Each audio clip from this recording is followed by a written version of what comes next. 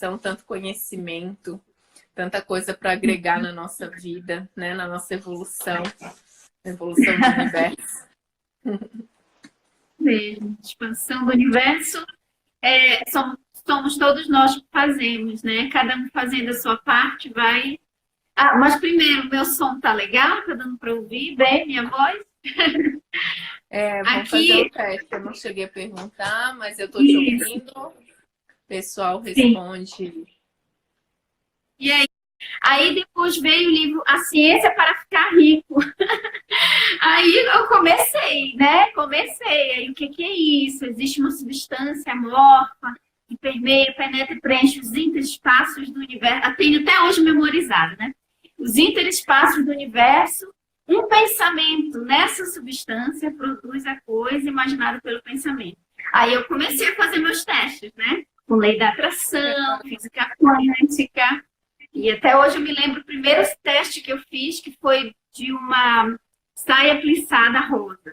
Aí eu disse, eu vou ver se esse negócio de lei da atração é verdade. Aí eu fiz o teste, né? Aí eu comecei a visualizar a saia plissada rosa, né? Tava em alta na época. Aí eu olhei nos sites de blogueira, no Pinterest, na internet, saia plissada rosa. Aí comecei a pesquisar e visualizar e ver as fotos dessa saia. Só que eu fiquei angustiada para ver logo a saia, para provar para mim mesmo que existe lei da atração. Aí eu comecei a procurar, eu entrava nas lojas de roupa e dizia, você tem saia plissada rosa? Não, não tem, não tem. E eu entrava tudo quanto é loja, eu procurando, né? E eu esperando a lei da atração. Aí eu não achava, né? E quando eu achava saia plissada, era preta, era de outra cor, mas tinha que ser a rosa. Aí passou assim uma semana e eu pensei assim, acho que esse negócio de lei da atração não é minha. Larguei, soltei, né? E aí, depois de uns 3 dias que eu já tinha soltado, aí eu fui ao shopping, quando eu passei na frente da C&A, quem estava lá? Saia plissada rosa na manequim. Quando eu vi, eu tava com meu marido, eu gritava, funciona! Aí eu fui correndo para dentro da loja. E aí, gente, foi assim incrível. Foi aí o primeiro teste que eu fiz racional, né, com a lei da atração. E aí eu percebi que o negócio só funcionava se a gente soltasse, né? A gente não tinha que tentar fazer acontecer, tinha que soltar. Aí eu fui testando com outras coisas e fui estudando mais a fundo, e fui me encontrando aí nesse universo da física quântica. E as coisas começaram a ir mudando, né? Para mim. Foi assim que a gente começou, né? Quebrando as crenças limitantes, foi outro processo também. Uhum. E olha, tem até aqui, ó. Oi? Eu tenho até aqui, ó. Ó. Dinheiro. Eu deixo uns dólarzinhos aqui, ó, para incentivar, sabe? Aqui é o escritório, a gente está trabalhando, tem a frase ali, eu nasci para ser feliz, e ó, a foto do filho, o dinheirinho. Eu também. Aqui tá, ó. Tem também? Eu mudo, tudo muda, daí tem uns pedaços pra cá, mas. Que legal! Ai, tem deixa eu ver aqui se aparece. Ó, eu vou dar. Aqui, ó, eu sou, tá vendo? Ó, esse aqui Eu foi sou! a Mai. Isso mesmo, é maravilhoso. Eu fiz em vários cantos da casa, como você falou, né? Naquela meditação que acompanhando o livro, né? De Saint Germain. Isso, maravilhoso. Muito legal, maravilhoso. Muito bom. Mas então hoje vamos falar, né, de prosperidade. Geralmente eu trago esse tema, prosperidade, e aí abordamos sobre diversos aspectos. E hoje aqui com a Mai, a gente vai falar um pouco da prosperidade, passando pelo pensamento, sentimento e a ação. E aí a Mai aí vai falando e de repente, né, vai ser um bate-papo. Eu vou, às vezes, intermediar aqui alguma pergunta que vocês tenham a fazer e de repente algum complemento, alguma coisa que eu me recorde também. E a gente vai bater nesse papo legal aí até as 9 horas, nosso limite. Tá ótimo. Um prazer. Então, a Pode gente tinha fazer. conversado, né, Mai? Sim. Sobre técnicas também, né? Coisas que se trouxe para a vivência mesmo, né? Para trazer a questão do pensamento, do sentir e do partir para a ação, né? Queria que você começasse a contar um pouquinho, introduzindo aí a questão do pensamento, né? A tua vivência, teus estudos. Sim. Sim, eu, na verdade, algo que mudou bastante foi meu ponto de virada ali, foi ter encontrado o livro O Caibalho, né? Que é um livro de filosofia hermética. Essa filosofia tem mais de 5.000 anos, tem até escritos, né, como a Tábua Esmeralda ou Tábua Esmeraldina, que data de 30.000 anos. Então, assim, os antigos, né, os povos, civilizações antigas, já entendiam essa relação entre a mente na criação da realidade. Que hoje, somente hoje, a nossa civilização moderna está levando isso a sério através dos estudos da física quântica, né? Então, quando eu encontrei esse livro, aparentemente só de filosofia, aí eu comecei a entender que existem 7 leis que governam o universo, né? São 7 grandes leis, tem várias leis, mas as 7 principais, e debaixo delas tem sub-leis, né? E aí eu comecei a entender como que funcionava, né? E a lei da atração é uma dessas leis. Só que ela é chamada de outro termo, né, dentro do livro, só que lei da atração é uma sub-lei de uma das 7 leis grandes, né? E ela ficou muito conhecida devido a Rhonda Byrne fazer o livro O Segredo, que inclusive no livro O Segredo, ou no documentário, tem um axioma do Caibalho, que se você assistiu, dá uma olhadinha lá, que tem o que está em cima é como o que está embaixo. Então, são tipo assim, enigmas. O que quer dizer o que está em cima é como o que está embaixo? Quer dizer que existem 2 grandes planos, né? O plano físico e o plano mental e o plano, ou espiritual, né? Dentro do livro, ele explica que são 3, na verdade. Então, o plano físico, o mental e o espiritual. Só que o mental e o espiritual são os planos invisíveis. Então, a gente meio que resume a 2, né? E como é que a gente muda a nossa realidade? Acessando esses planos invisíveis. Porque o plano físico, ele é o reino do efeito, né? Ele é o reflexo do que você constrói no mundo invisível. E como você acessa esse mundo invisível? Através da mente, né? Através da sua imaginação. Então, os padrões de pensamentos, eles criam a nossa realidade. O observador cria a realidade em que ele vive, né? Então, a própria física quântica já tem comprovado a intervenção do observador no comportamento das partículas, né, também. E aí, como existem esses 3 planos, eu gosto de explicar assim, como que isso se aplica na nossa vida prática, para não ficar tão difícil da gente entender. Se aplica em que quando a gente faz nossas visualizações, as nossas técnicas, por exemplo, eu tenho aqui, ó, o dinheiro ali, né? Ainda é dólar ainda. Eu tenho dinheiro que fica ali. Isso é uma técnica, né? Para que o meu subconsciente se acostume. Porque quando as pessoas... Tanto que eu reparo assim, quando vem uma visita ou outra, eu não tenho tantas visitas aqui, mas quando vem uma visita ou outra que não entende e olha o dinheiro lá, as pessoas se assustam, tipo... Isso é pra quê? Por que tem dinheiro pendurado? Tipo, sabe? Eles não entendem. Aí eu falo, né? Eu tento explicar. Ah, é para incentivar? Eu falei, também. É para o meu subconsciente se acostumar de que é normal. Então, se você vê muito uma coisa na sua frente, fica normal. Você não se assusta, não acha difícil. Você já vai acostumando a sua mente. Então, assim, a gente tem que fazer as técnicas, a gente tem que partir para a ação, sim. Só que, às vezes, a gente parte para a ação, aí trabalha duro, trabalha, se esforça e não vê o resultado vindo.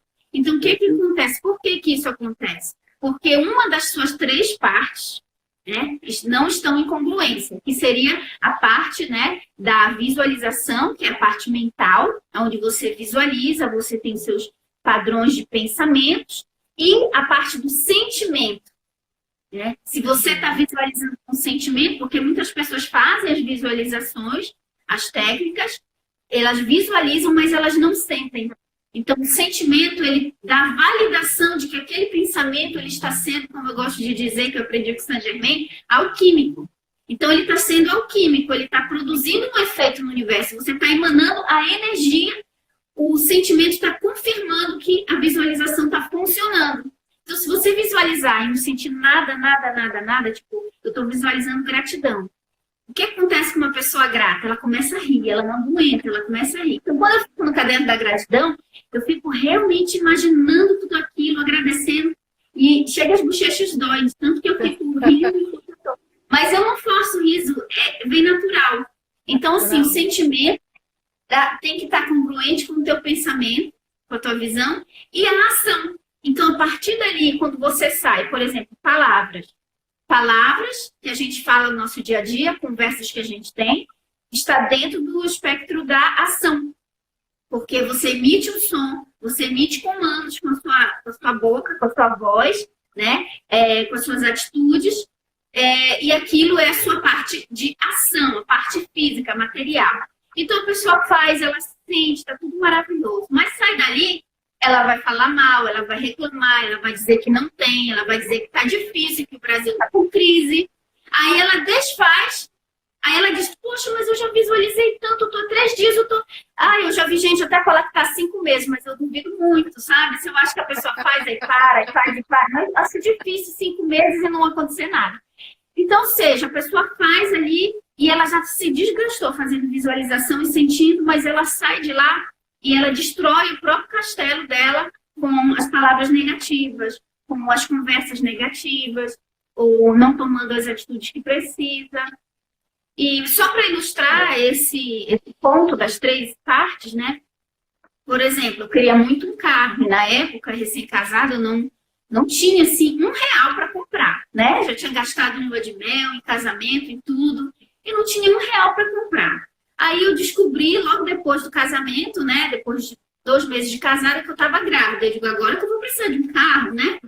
E aí eu falei com meu marido, a gente vai comprar um carro. Ele disse, mas com que dinheiro? Onde que a gente vai arranjar dinheiro? A gente não tem nada para dar de um carro. Eu disse, eu não sei, mas vai acontecer. Aí eu comecei a visualizar o carro, comecei a sentir o carro e tudo mais, né?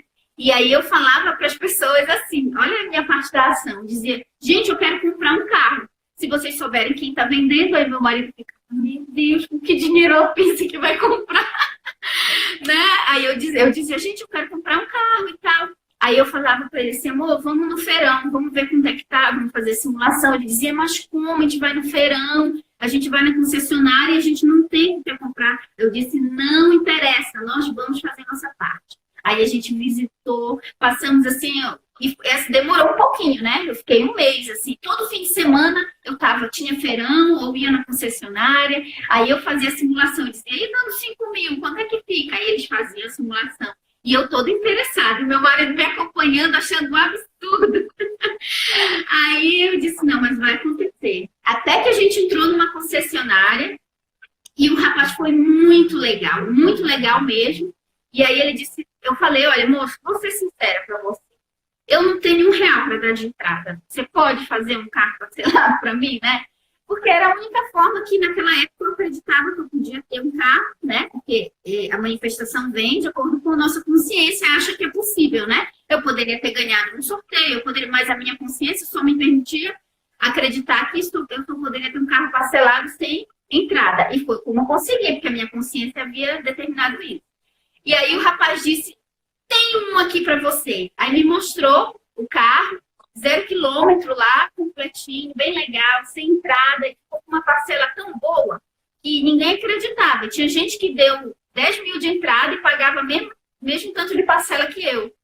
E aí a gente apareceu com o carro, foi assim, entendeu? Olha só, eu visualizava o carro, eu sentia o carro e eu ficava em casa esperando? Não, eu ia na concessionária, eu falava para as pessoas que eu queria e eu fui atrás, entendeu? Tipo assim, não tentando manifestar, mas sabendo que era a minha parte, né? Se eu quero comprar um carro, vou dar uma olhada, vamos entrar, não custa nada entrar na loja, né? Ninguém vai te cobrar para entrar na loja. Então só entra na loja e sentir o cheiro do carro novo, que aquilo até ajudava na visualização, no sentimento, né? Então, é isso que se refere a esses três aspectos que fala no livro Carvalho, que é o plano espiritual, mental e o físico. Então, o plano mental seria ali o teu sentimento, o plano espiritual seria a visualização, até mesmo fala, já envolvendo um pouco de espiritualidade na questão, a nossa imaginação não é apenas uma faculdade da nossa mente, ela é o olho da nossa alma, né? É como a nossa alma enxerga. Então, quando você fecha seus olhos e você mentaliza, ainda mais quando você põe em sentimento, aquilo é real no plano não físico. Então, se está, assim como está em cima, está embaixo, né? Então, se você está fazendo na sua mentalização, que é o plano em cima, será embaixo, né? A menos que esses três pontos não estejam congruentes, né? Porque quando você vai entrevistar a pessoa diz que não está funcionando, não está funcionando. É um desses três pontos que ela está fazendo. Geralmente é o terceiro que eu falei. Sai daí, conversa e tal, e desfaz toda a visualização. E é tanto para coisas boas quanto para coisas ruins, né, Mai? Exato. E é engraçado que para as coisas ruins, não precisa nem ensinar, né? Já vai natural. Para as coisas ruins, não precisa nem ensinar. Mas, assim, é interessante como a gente não percebe, né? Mas isso por quê? Porque a nossa natureza é ruim, é má? Não. É porque, imagina, desde criancinha, a gente é treinado, né? A criança, ela não tem pensamento de escassez. A criança já nasce acreditando que tudo é possível. A criança não pensa no valor das coisas, não diz que algo é fácil ou difícil, a menos que o adulto coloque. Né? Um exemplo disso era o meu filho conversando com um coleguinha dele da escola. E os pais estavam lá, né? Eu, meu marido e os pais do coleguinha dele. E os dois conversando lá. Aí o coleguinha dele falou para mim, tia, o Max falou que vai me dar um PlayStation. Eu acho que foi algo assim. E eu vou dar para ele um Xbox. Aí a gente, os pais, começamos a rir. Olha só a mente das crianças. Para eles, eu vou te dar um PlayStation, você me dá um Xbox, tá tudo certo, né? Então, criança não tem aquela coisa. Só que aí, o que é que o pai e a mãe poderiam fazer na hora? Como eu já sabia, eu não tirei, né, esse pensamento dele. Eu falei, nossa, filho, que legal, muito legal. Legal, concordo e tal, né? Agora, se fosse aí o pai ou a mamãe ia dizer, menino, para de PlayStation caro, menino. Como eu vi uma história de uma moça que o filho dela olhou uma Cherokee passando, né? Um carrão bonito, né? E é um carro de valor bem mais elevado que o normal, né? Normal, eu digo assim, normal, assim, de que as pessoas compram. E aí a mãe falou assim, o menino falou, mãe, eu quero um carro daquele. Bora comprar um carro daquele? A mãe falou, que isso, menino? Carro desse é caro, custa um apartamento, a gente não tem dinheiro para isso não, menino. Aí na hora já colocou dentro do menino uma crença limitante, de que ele não pode ter, de que é muito difícil, que ele não está no nível daquele carro. Entendeu como os pais fazem isso? E eu vi até mesmo num vídeo, gente. Eu estava assistindo um vídeo de viagem e a mãe com os filhos, né? E ela falou tudo tão natural. Eu sei que ela não falou de maldade, porque ela também foi treinada assim, né? E aí eles passaram pela primeira classe, que no avião internacional você passa primeiro pela primeira classe. Aí um dos garotinhos falou assim para a mãe, mãe, por que a gente não viaja aqui? Aqui é mais legal, é grande, o menino falou, né? Aí a mãe falou assim, vai sonhando, nunca que a gente vai viajar num negócio desse. Olha só o que a mãe falou pro menino. Nunca que a família iria viajar na primeira classe. Olha só como a gente nem percebe, vai criando padrões. Então, o que acontece? Quando fica adulto, nem lembra quem colocou aquilo, né? Aí, naturalmente, já vai pro padrão da maioria, que é o padrão da escassez, o padrão mais negativo, né? Que se limita. Né? A própria neurociência, ela coloca que nós somos treinados já lá nos nossos ancestrais, quando se saía, o homem sapo saía para caçar e tinha que sobreviver, né? Ele corria muitos riscos, então sempre focado no negativo, no que poderia dar errado. Então isso, e aí depois ele passa, né, para o filho homem, E aí vai se passando, né? E isso vem lá de trás. Então, Exatamente.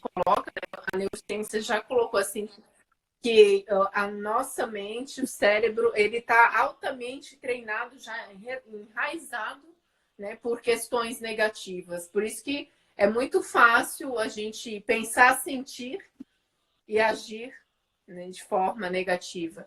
E a neurociência fala para a gente fazer exercícios que te ajudem a ir para o lado positivo, né? A ver as coisas, sempre tem o lado bom, e para a gente treinar a mente exatamente para sair desse negativismo, né? Pensando, ai, vai dar errado, ai, se acontecer isso, sempre, né, dessa forma. Não que tenha que ser, né?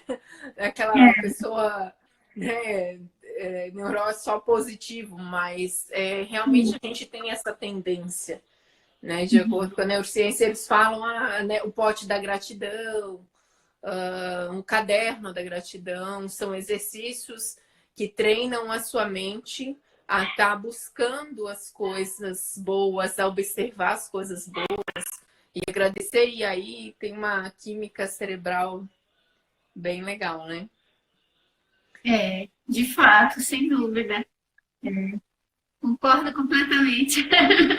Mas é importante que a gente mude, né, esses padrões, já a gente aprendendo, passar para os nossos filhos. E eu achei bem legal um vídeo que você fez no IGTV falando sobre educação financeira para crianças, né? Porque você falou da questão do equilíbrio também, né? Que é muito importante. As nossas emoções negativas, elas também nos ensinam, né? Se a gente souber lidar com elas, né? Porque apenas sentir a emoção negativa por sentir e deixar que ela nos domine ou que ela nos vença, dê uma surra na gente, né? A gente não aprende nada. Mas quando a gente entende que a raiva está ali, a tristeza está ali, a sensação de escassez está ali. Então, eu não vou fugir dela. Eu vou de encontro a ela. Eu olho ela nos olhos e digo, estou sentindo, eu admito. Agora eu quero saber, tristeza querida, sua linda, por que você está aqui? Que veio me ensinar. Aí você tem que ir na introspecção e esperar que venha a resposta, porque vai vir. Pode ser uma memória, né? Por exemplo, uma criança assim que ouviu da sua mãe ou do seu pai, nunca que você será capaz a gente será capaz de ter uma Cherokee, logo ele não, né? Esse tipo de carro não, você não tem condições. Então aquilo vai levar para a vida adulta dessa criança, né? E lá na frente, a escassez vai assombrar ele. E aí ele vai ter que, escassez, por que você está aqui? O que posso aprender com você? E aí, com certeza, né, a autorreflexão traz para a gente, né? E tem um exercício que eu já ensinei até no meu canal, não notificou a live no Insta. Ou alguém notifica, eu vou pedir para notificarem para mim. Como é que notifica, gente? Não notificou a live. Pessoal, Reinaldo, avisa lá, Reinaldo. Faz um print e marca lá, marca os meus 2 Instagrams e eu vou pedir para compartilharem lá. Então, e onde é que eu estava, gente?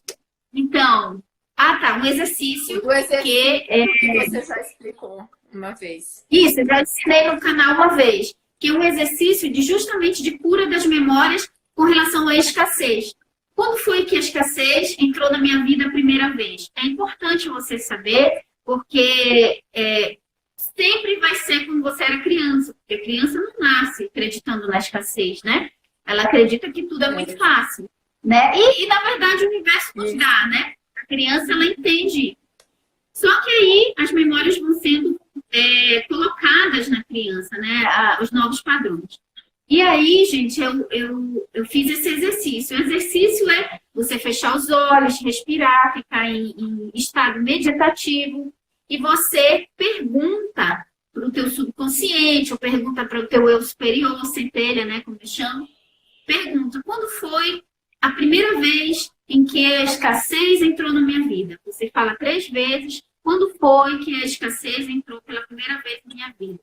E aí você, né, você relaxa e espera, de olhos fechados, vir a memória, porque pode vir uma lembrança. Então, no meu caso, veio. A lembrança foi, eu nem lembro quantos anos eu tinha, mas foi assim tão real que parece que eu estava revivendo tudo aquilo e eu chorava como uma criança. Eu tinha um cofre que era em forma de casinha e eu tinha juntado, gente, eu passei, sabe, semanas, mais de mês, juntando moeda a moeda. Eu estava engajada, sabe? Foi mais de um mês. Engajada em fazer aquela casinha, aquele cofre lotar de moedas. Só que na minha cabecinha de criança, eu estava ficando muito rica. Eu estava milionária, né? E para mim era muito fácil ficar rica. Era só juntar moeda e estava aí, né? Então eu via os desenhos, né? O Tesouro dos Piratas, aquele monte de moeda. Então na minha cabecinha a quantidade de moeda valia, colocava um valor, né? E aí eu juntei. Foi sim, mais de um mês. Quando a casinha estava lotada e pesada, eu fui pro meu pai toda feliz. Pai, olha, eu tô ficando rica, eu tô rica, pai, eu tô rica. Todo mundo vai, eu vou ajudar todo mundo, pai. A gente morava numa casa de madeira na época, né? Eu vou ajudar todo mundo, eu tô rica e todo mundo vai ficar rico também comigo.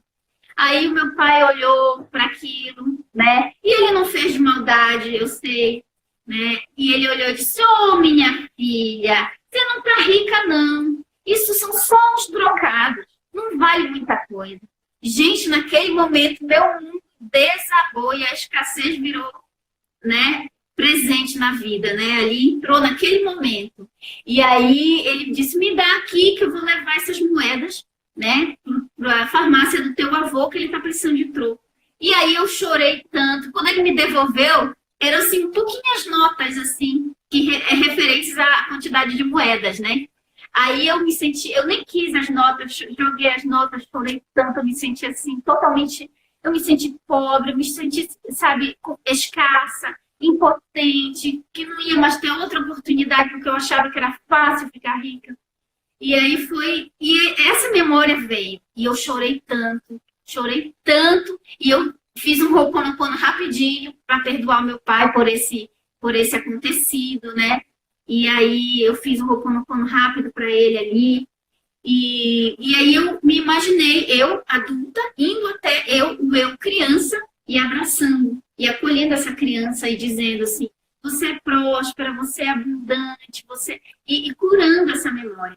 E, gente, isso é muito poderoso.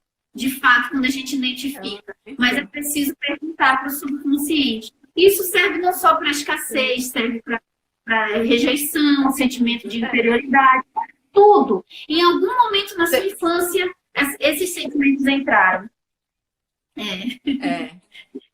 Você fez como se faz na hipnose ou até mesmo na auto-hipnose. Perfeito. Legal. Assim, é uma concentração, um foco, né? Começa respirando profundamente e pergunta para o seu subconsciente. Ele vai te dizer assim, como eu disse para você. E tá tudo registrado, né? Eu digo que o nosso subconsciente é um HD, fica tudo. Às vezes a gente não lembra, né, do acontecimento, mas quando você concentra e pergunta, às vezes até sem perguntar, só com aquele uma sensação, um foco, uma respiração profunda, uma conexão, né? Sim, Eu digo, uma conexão mais profunda vai vir. Às vezes até muitas pessoas perguntam sobre o propósito, né? Não é o nosso tema aqui hoje, mas é uma forma.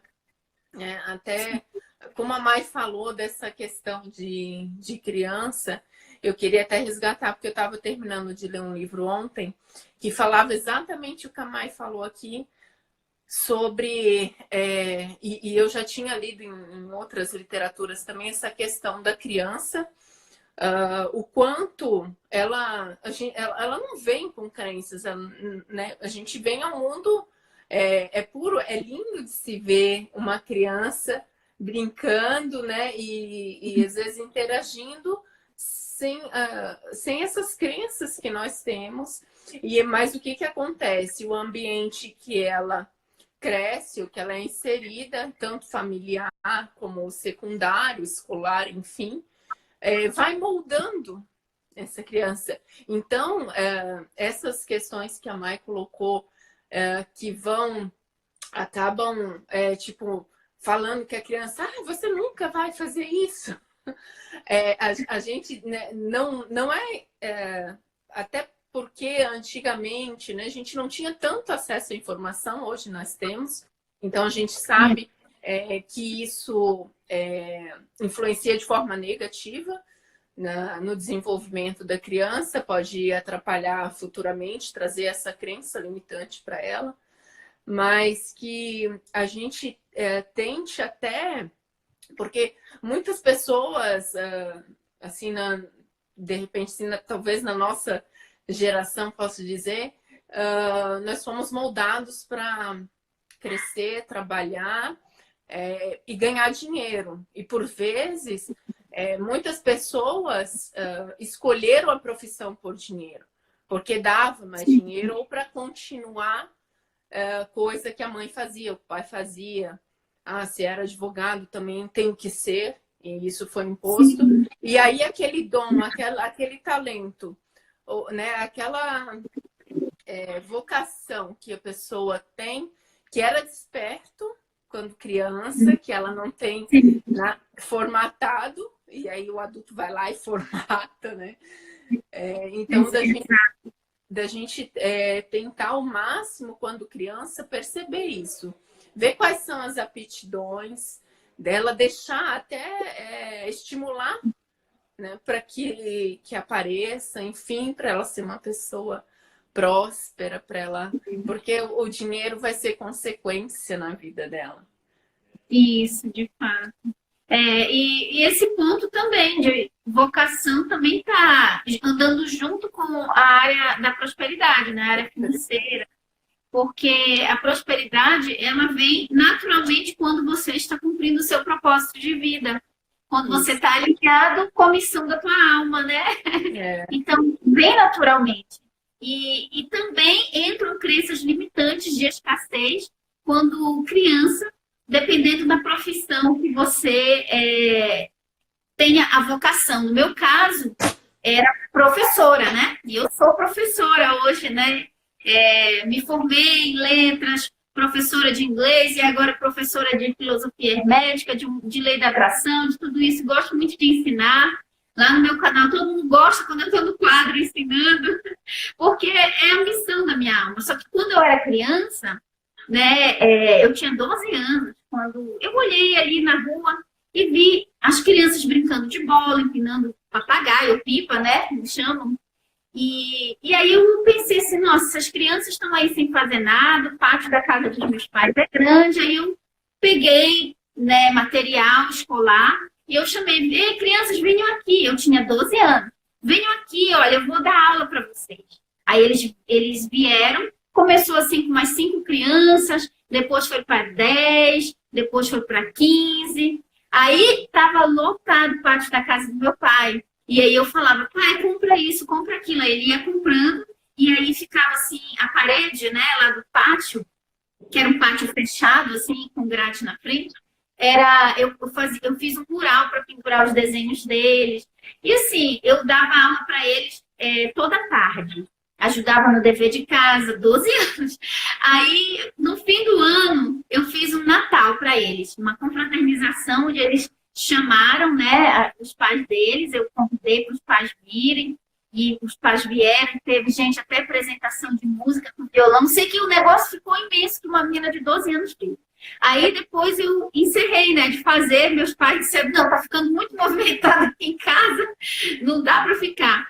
E aí, quando eu andava na rua, até esses meus 15, 16 anos, as crianças que eram pequenininhas, já grandes, elas corriam, olha, tia Mai, e era assim, aquele monte ao redor de mim me abraçando, onde eu andava na rua, que me lembravam de mim, né?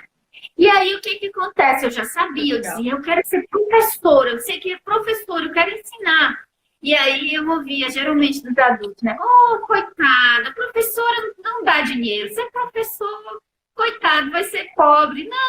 Não é para ser outra coisa. Né? Entendeu? Aí, geralmente, os pais olham ali para os filhos, já imaginam profissões que talvez nem seja o que eles queiram, né? Imaginar, tem que ser médico, que dá mais dinheiro, tem que ser advogado, né? Tem que ser engenheiro. Aí começam a falar, né, das profissões. E isso aconteceu com meu marido também, que ele gosta de jornalismo, né? Então ele chegou a começar a faculdade de jornalismo, cursar, mas aí falaram tanto que ele não ia ter futuro nenhum, que o jornalismo não dá dinheiro, que ele tinha que ir para direito. Aí ele foi, largou a faculdade, foi para fazer direito.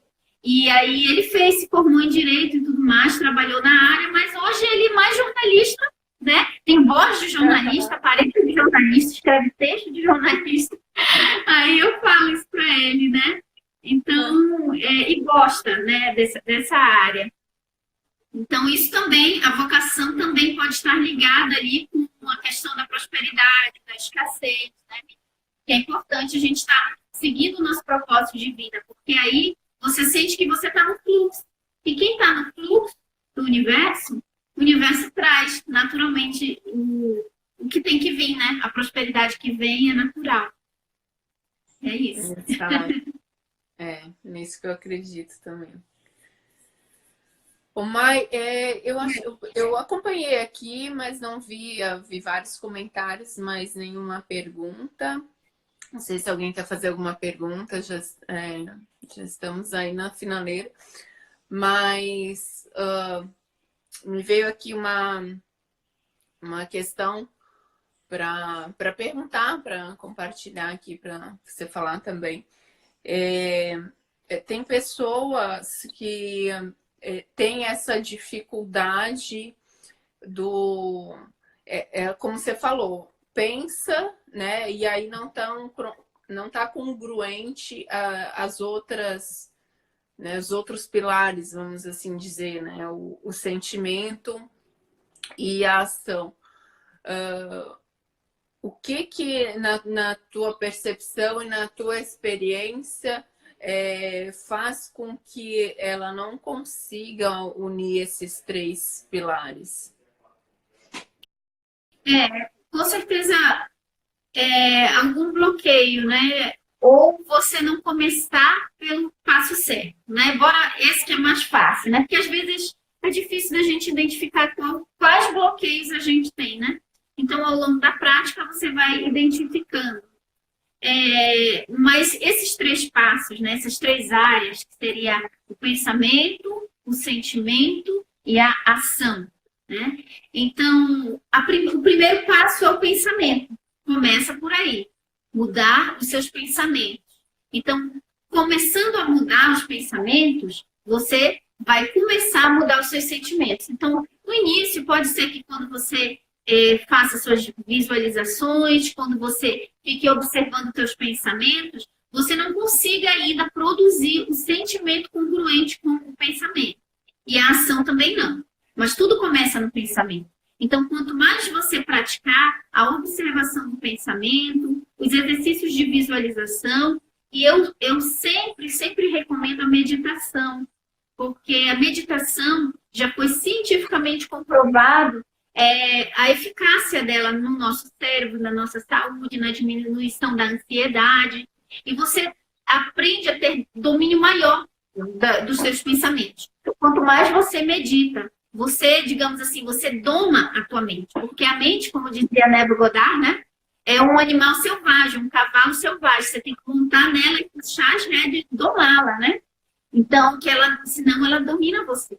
E como é que você faz isso? A primeira coisa a meditação, ajuda demais a observação, o estado de presença total, que é ensinado pelo Eckhart Tolle, no livro O Poder do Agora, onde você se mantém sempre no presente, porque onde que a nossa mente está sempre? A mente está no passado, lembrando de algo, remoendo algo, né? E se eu tivesse feito diferente? Será que ele disse isso? Poxa, aí você fica tentando lembrar, ou está no futuro, se preocupando, já está vivendo 2023 ainda, né? Vai entrar 2020, mas a pessoa já está vivendo 2023.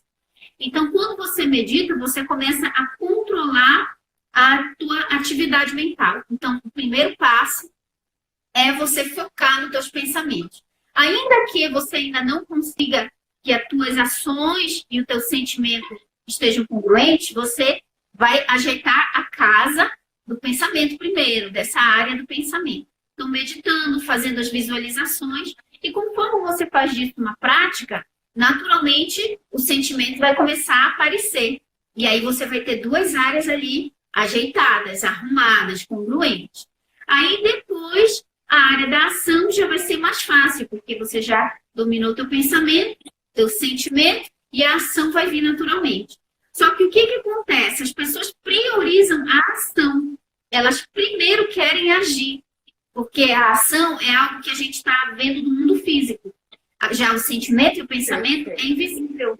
Então, as pessoas elas querem ver o negócio, né? Então, elas fazem... Oi? É isso mesmo. Então, o que acontece? Aí a pessoa, quando você vai agir, sem ter ajeitado o pensamento e o sentimento, a tua ação, como diz a Abraham Hicks, né? É como você aspirou, pegou teu aspirador de pó, aspirou a casa inteira e esqueceu de ligar na tomada.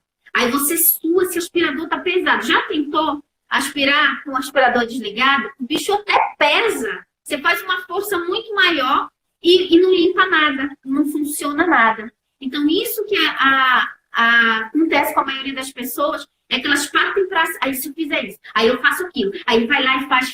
Poxa, mas eu fiz e não deu resultado. Porque você não ajeitou as duas áreas primeiro.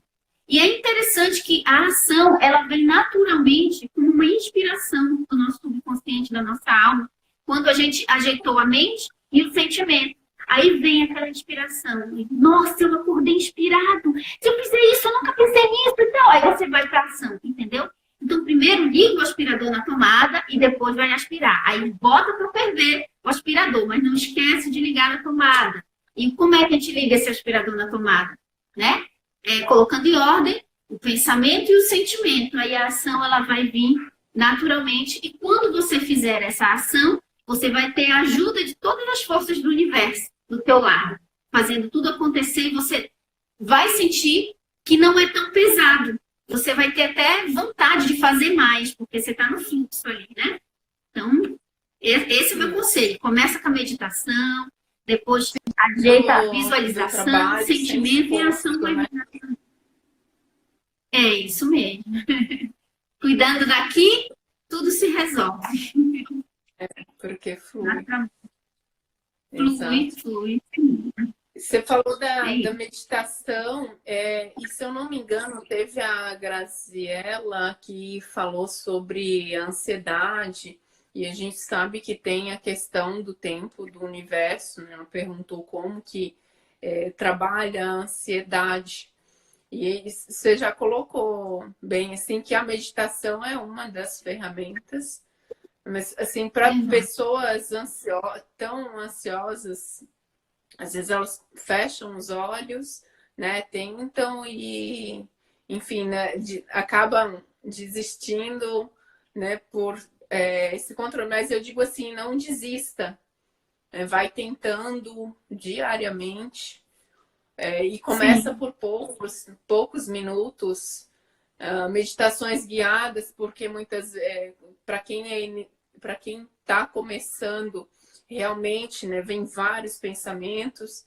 Aí eu tenho que fazer isso, aquilo, e vai vir que você não consegue focar na respiração. Então, meditação guiada, né? Tem alguém dando algumas instruções, isso te ajuda. E mais ajudar isso. Isso. A meditação, no início é difícil, porque a nossa mente está o tempo todo falando, tagarelando, né? Então, a mente não consegue se aquietar. A mente é hiperativa naturalmente. Então, a meditação guiada é uma boa dica que você deu. Eu comecei com meditação guiada, porque eu sentava no silêncio e o meu silêncio era barulhento. O meu silêncio era muito barulhento. Meus pensamentos eram tão altos que me saía vontade. Eu sentava 3 minutos, parecia 10, né? Eu dizia, nunca vai acabar isso. Então, a meditação guiada me ajudou, porque você vai seguindo a voz da pessoa. Só que, claro, cada pessoa é de um jeito, né? Cada pessoa ela vai sentir de uma forma. Tem pessoas que não gostam de meditação guiada, mas Se para você sente que ajuda, legal. Agora, se isso não ajuda, você pode tentar procurar uma escola de meditação também, um curso de meditação, ajuda muito. Por exemplo, eu fiz yoga, né? Na época. Então, nas aulas de yoga, no início, antes de fazer os exercícios, a gente fazia uma pequena meditação em grupo, né? Tinha a musiquinha lá e ela falava de vez em quando. E no final também, que eu às vezes até dormia. Então, não fique frustrado se você acabar dormindo, continua persistindo, vai chegar um momento que você não vai dormir, né? Mas dormir não é ruim também, mostra que você está relaxando, então você está aquietando a mente de uma forma ou de outra. Então, a meditação, sem dúvida, é muito boa. E para as pessoas que não conseguem visualizar, elas dizem assim, eu não consigo visualizar, eu não consigo criar imagens mentais. Então, eu digo assim, ó, então, lembra, você consegue fechar os seus olhos e lembrar de um momento feliz? Lembra quando teu filho nasceu? Como é que foi? Quando você olhou o rostinho dele e tal? Lembra quando você conseguiu tal coisa? Aí, lembra de um momento marcante na tua vida. E aí, se você conseguir fazer as imagens mentais, a partir da reprodução de algo que aconteceu no passado, aí você tem a capacidade, sim, de visualizar, né? Aí você pode começar com essa visualização de um momento feliz, reproduzindo esse sentimento. E aí, depois que você reproduziu esse sentimento, você já está sentindo, porque não tem como alguém não lembrar do nascimento do filho e não sentir toda a emoção novamente. Está sentindo emoção? Aí depois você joga um pensamento novo. Aproveita o sentimento que você está sentindo e já começa a fazer uma visualização criativa, já criando algo que você quer, aproveitando o gancho desse sentimento. Essa é uma técnica também muito boa para quem não consegue visualizar, né? Uhum. Legal. Teve alguém falando sobre o medo do novo também. A Cássia falou muito bem aqui, o autoconhecimento não é para conseguir algo, é uma mudança de vida para sempre. É ver a vida com os olhos do amor e da gratidão. Lindo! É isso mesmo. Isso mesmo. Né? Quando a gente se autoconhece. Bem, né? É muito bom.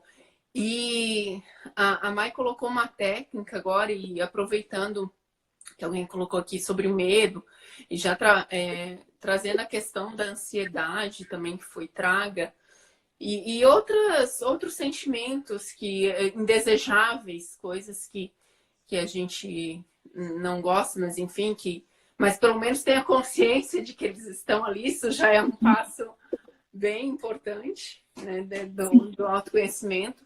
Mas o que eu quero compartilhar, que eu faço e acho muito, assim, para mim funciona bastante, de repente funciona para alguém, é a questão na hora do banho.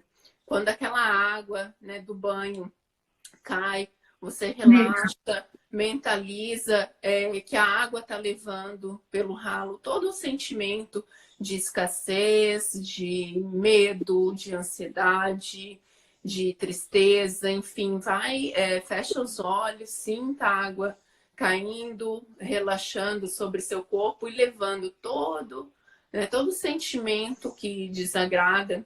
Você vai mentalizando, sentindo, visualizando isso, levando assim a água, né, para o ralo e vai ser limpo. Você está sendo limpa pela água.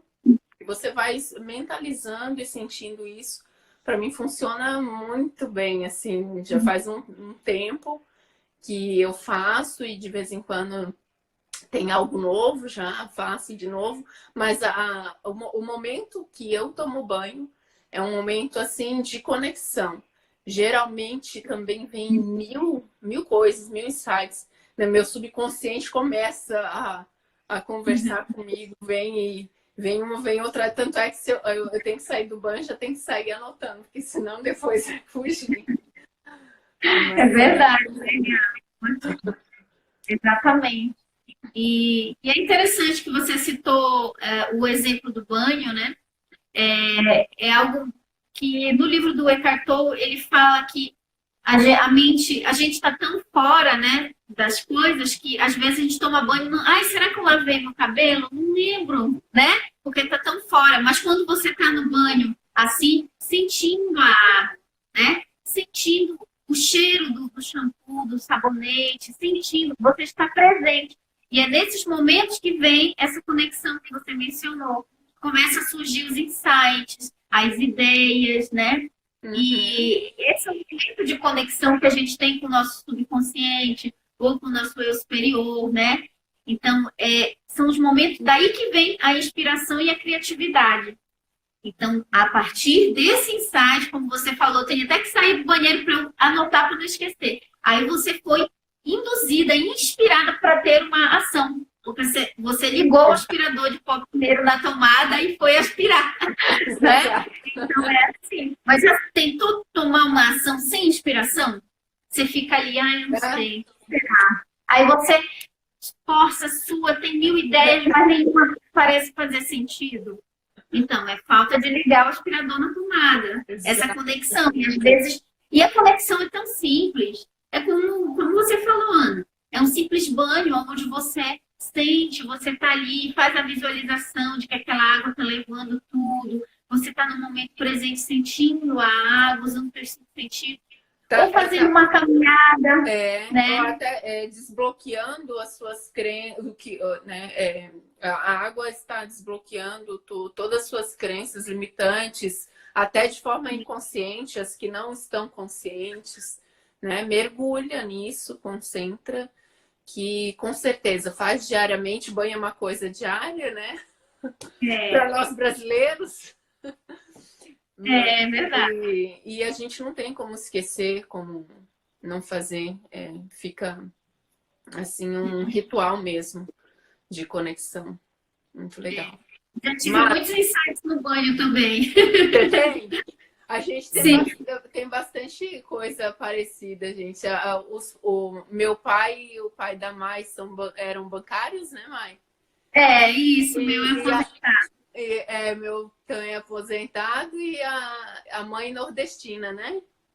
Nordestina, Paraíba. De João Pessoa, né? João Pessoa, galera! João Pessoa.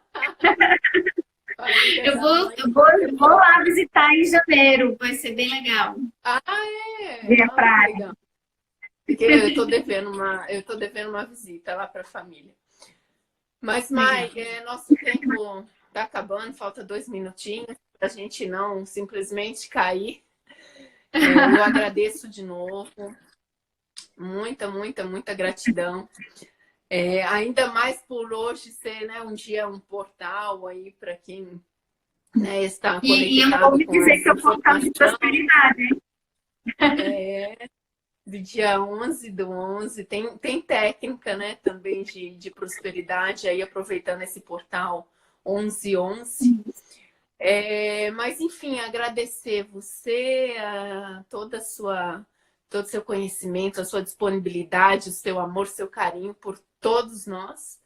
E agradecer também ao público aí maravilhoso, que ficou aí firme. Quem quiser compartilhar com outras pessoas que não puderam estar presentes agora. Mas fica aqui, meu muito obrigada. Gratidão. Obrigada, Ana, também. Obrigada pelo convite. Obrigada pelo carinho, né? E obrigada a todo mundo que participou aqui da live. A gente vai compartilhar. Vai ficar 24 horas, né? Para mais pessoas assistirem. Isso, vai sim. Obrigada, gente. Uma boa noite. Vou anunciar a próxima live.